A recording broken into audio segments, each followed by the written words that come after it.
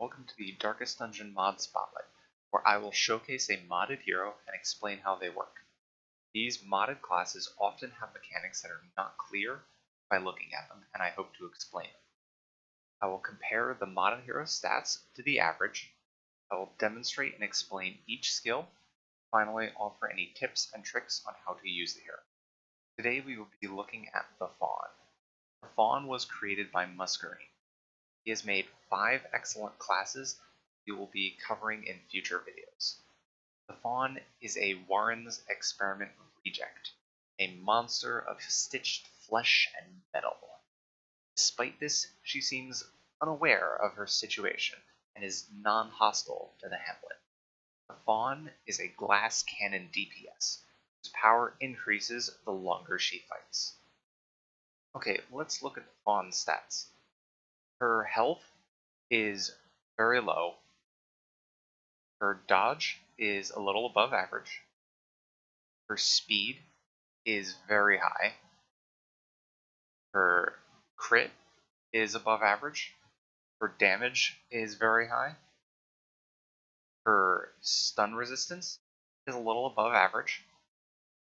Her blight resistance is one of the highest in the game, even better than the Plague Doctor. Her disease resist is above average, and of course I have robust on top of it, go figure. Her move resistance is above average. Her bleed resistance is below average, and that's going to be important later. Her debuff resistance is a little low, and her trap disarm is a little below average. Now, looking at the Fawn's skills, you'll notice that she starts with all skills unlocked, which is pretty nice bonus.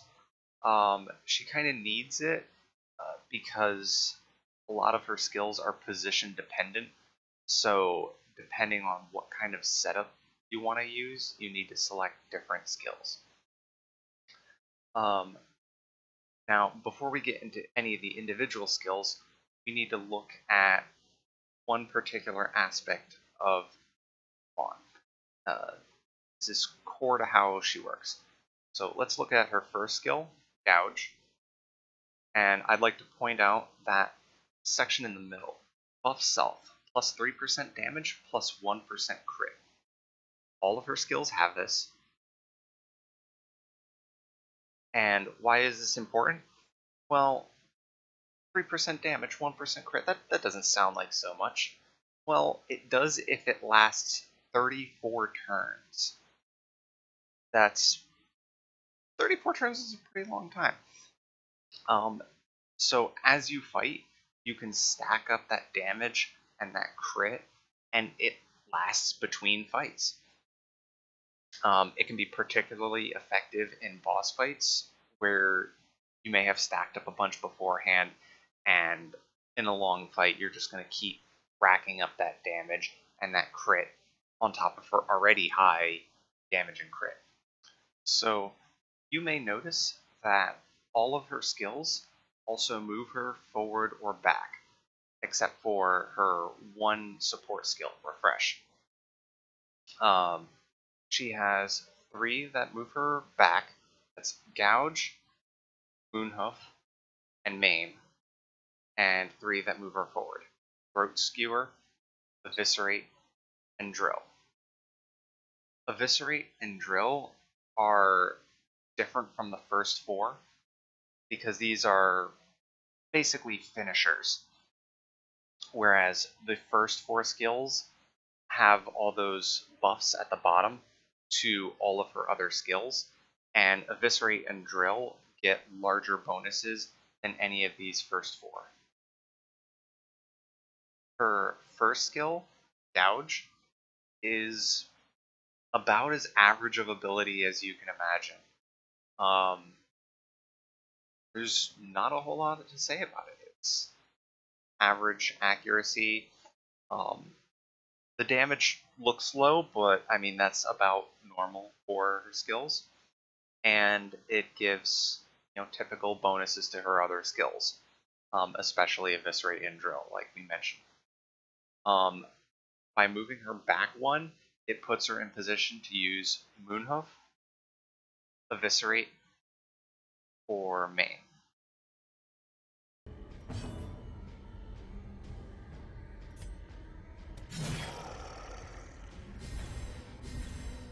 The Fawn's second skill is Throat Skewer. It can be used on the back 2 rows to attack the enemy's front 3 rows.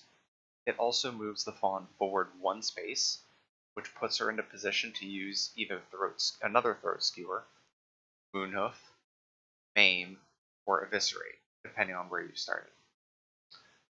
Throat Skewer has a very high starting accuracy, and it scales by 15% accuracy with every rank up, making it very accurate. You'll also notice that it is the first skill that inflicts a self-bleed for 1 point for 3 rounds, with a 100% base chance. This does not scale with rank, so as she levels up, her bleed resistance is going to get higher, and it's going to be easier to resist that. However, early on, it is going to be quite painful with how low health she has. Throat Skewer also debuffs the target for 10 accuracy at rank 1, scaling up to 42 accuracy at max rank. This debuff only lasts for 1 attack, but considering it is such a high accuracy loss, it can be pretty effective at making the enemy miss.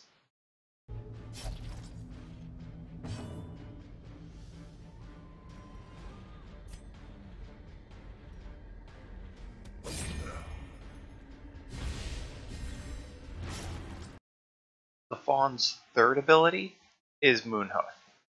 You can use it from the front 2 rows, and you can use it on any of the enemy's rows. It moves you back 3, and it kind of has, okay average accuracy, damage, and crit. The accuracy scales at 5 points of accuracy per rank. It's okay. And you still have that self-bleed. And it gives you a buff of 6 speed for just 1 round. So you use it, then the next round you probably get to go first most of the time. It doesn't seem that amazing, but it does work very nicely with Throat Skewer, which works from the back to move forward, or Drill to send you all the way to the front. Because if you look at the bottom, you can see that it gives fairly large bonuses to both Throat Skewer and Drill, and lesser bonuses to the other skills. So you can already see that it is very easy to just use Moonhoof to go to the back, and then use Drill to jump to the front, and just repeat that over and over.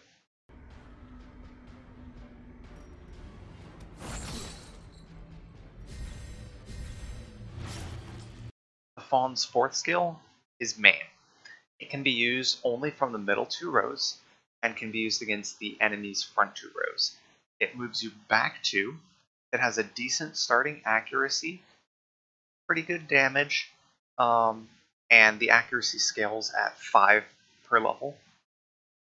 It still has the self-bleed, and it debuffs your target by 18% damage at rank 1 up to 30% at rank 5, but only for 1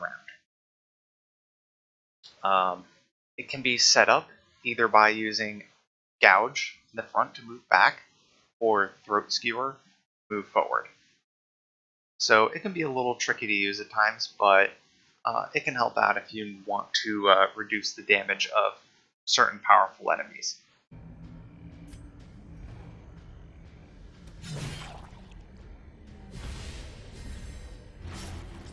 The Fawn's fifth ability, and her first finisher, is Eviscerate. It can be used from the middle 2 rows, same as Maim, and can be used against the front 3 rows of the enemy team, and it moves you forward 2. It has a base accuracy of 90 that scales at 10% per rank. The damage starts at a pretty low minus 70%, though keep in mind her other abilities boost the finishers by quite a lot. and the crit starts at 12%, which is pretty good. As it ranks up, that damage penalty gets reduced up to, I think, 50% at max rank. Well, minus 50%. And the crit modifier goes up to a massive 24% crit. The bleed starts at 3 points for 3 rounds, and it scales up to a 5-point bleed at maximum rank. It still has the self bleed for 1 point a round, but that never gets any higher. And it debuffs your target for 22% protection at rank 1, scaling up to, I think, like 34% protection. I think it's a pretty good ability. It's very easy to use combined with Gouge. Just move back 1, eviscerate, move back to the front. As long as you're comfortable with the Fawn staying near the front of the party.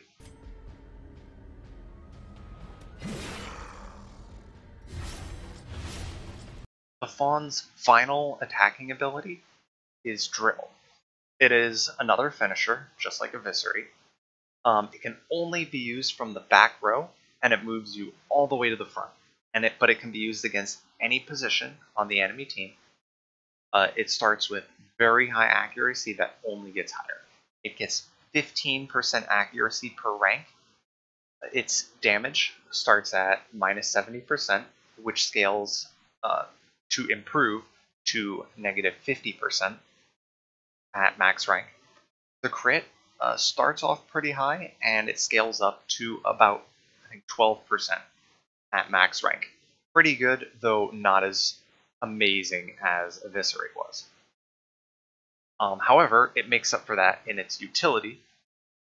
It shuffles your target with up to 160% chance at max rank, and it stuns them with 125 base chance, scaling up the same as any of the strong stun chances, like Barbaric Yop.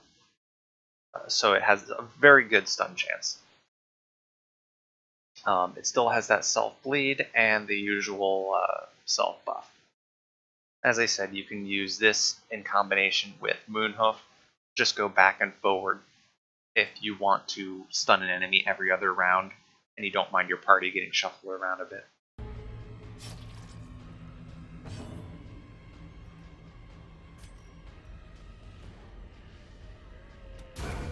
As the fiend falls, a faint hope blossoms. The Fawn's final ability is one of the most bizarre. Refresh. You can use it from any position, just on herself, and it gives her 8 stress. It gives her the usual momentum buff, and it just gives a little bonus to a couple skills. Now you might think, man, that's kind of bad, and you would be right. But what they don't tell you is that Refresh doesn't take your action.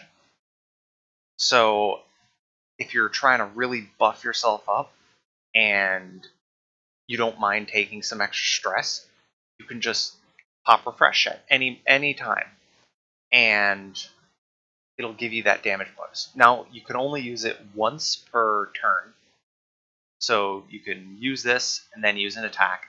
The next round you can use Refresh, use an attack, and it'll give you those damage bonuses. As you rank Refresh up, the stress penalty goes up a little bit, just by 1 point per rank, up until max rank, where it drops back down to 8. Also, as you rank it up, more skills get buffed, not just Moonhoof, Maim, and Throat Skewer, and the damage bonus also goes up. So, while it may seem kind of so-so at rank 1, it can be a real powerhouse at the higher ranks, especially if you have characters who can stress heal for her.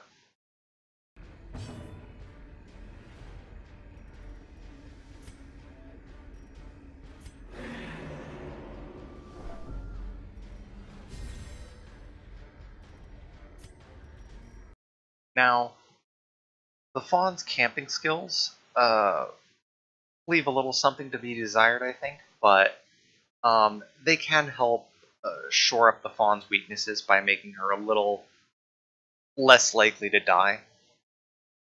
Um, her first camping skill is Suture. It only costs 3, but it boosts her max health by 33%. Well, her max health isn't very high in the first place, but if you're having problems keeping her alive, maybe it can help.